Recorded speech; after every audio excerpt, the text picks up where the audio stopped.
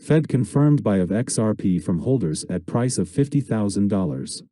Over the past few months, XRP has significantly strengthened its position in the market. Despite the price drop, which was caused by the fall of the entire cryptocurrency market, XRP was able to cope with this and will regain its position in the near future.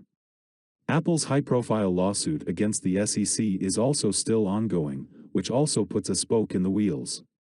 Welcome to the Rich Club channel. Do you think the analysts are right about XRP? Write the answers in the comments. Giving away 500 XRP at the end of the week. One random subscriber will receive XRP coins.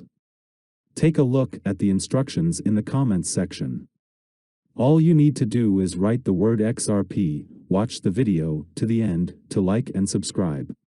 The U.S. Central Bank is printing dollars non-stop in 2020, using the COVID-19 crisis and the consequences of the global lockdown as an excuse. The Fed has recently acquired so many assets that it has become the largest investor on the planet. To the question, who is the largest investor in the world, many will probably answer someone like Rockefeller or Rothschild. Maybe someone more financially savvy will name several large investment funds. The correct answer is none of the above. According to Bloomberg, America's Federal Reserve is currently the largest investor on planet Earth with 22,913 different securities. However, corporate bonds still account for only $5 billion of the total amount. The Fed's balance sheet is still largely based on Treasury securities and mortgage-backed securities. The question is, what part of the current prices of large-cap assets, such as Tesla or Apple, are only part of their purchase by the Fed? The Fed's strategy is simple: keep the dollar alive. He can print as many dollars as he wants, since the US dollar is a global currency that always has liquidity. And now, with the COVID-19 pandemic and the current social instability in the United States, few are checking where these dollars are going. Money rarely reaches the pockets of citizens or small businesses. Most of the newly printed fiat money is sent directly to stocks, bonds, precious metals, and, possibly, cryptocurrency. This money printing strategy has been used for decades, but it accelerated after the great financial crisis of 2008. One of the direct consequences of this influx of money is that stock markets are showing record yields compared to 10-year Treasury bonds.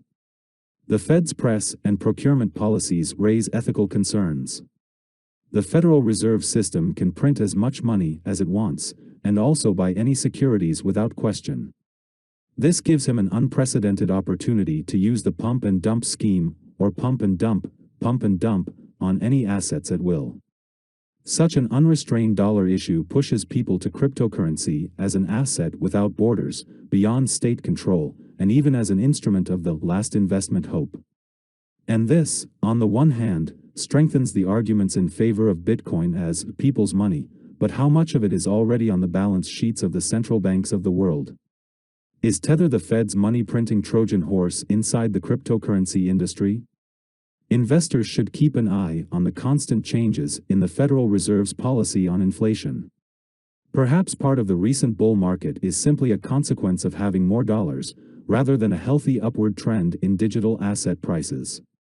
The current version of payments includes ACH, debit and credit cards, etc., all of which are somehow related to traditional payment methods and have many disadvantages. Payment systems in the States were more than necessary to upgrade, which is the reason for the Fed's decision to introduce accelerated payment, and then FedNow. A new and improved payment system, called FedNow Service, will be available by 2023/2024. This caused discontent among XRP enthusiasts, especially after Dileep Rao's message. The FATF, introduced in 2017, asked industry representatives and financial institutions across the country to come up with ideas for improving payments, resulting in more than 350 comments from 800 organizations. Almost 90% of them called on the Fed to launch a real-time service, providing instant interbank settlements along with a single private sector system. In addition to the above, the growing threat to the dollar from the private sector, such as Facebook and its proposed global currency Libra, and the accelerating growth of the crypto industry, led the Fed to create the FedNow service. FedNow is a 24x7x365 interbank RTGS settlement service with a clearing function for the sole purpose of speeding up payments. It will also provide the infrastructure to promote ubiquitous, secure, and efficient fast payments in the United States. Lael Brainerd also explained that the solution will work with this service together with private providers. In addition, the service will be available to about 10,000 banks across the country that are already connected to the Federal Reserve. The main conclusion from the announcement is that banks can now calculate payments among themselves, which previously had to pass through the central bank.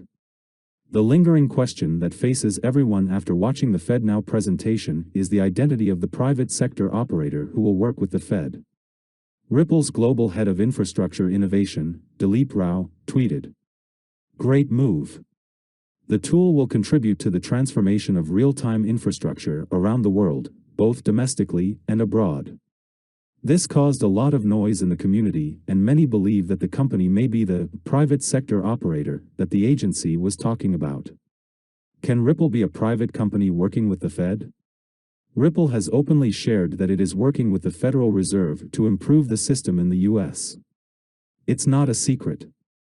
Ripple gives financial institutions the opportunity to make international payments faster than the usual 2 to 4 days today. The solution strengthens confidence in international payments, providing end-to-end transparency of transactions for banks, as well as settlements. In addition to the above, Ripple has also received praise for being flexible enough to be integrated directly into the FI platform or a third-party vendor that FI is already connected to. Despite the fact that FedNow is a good direction, banks will need capital to clear and calculate payments, the details of which are not yet presented in the presentation.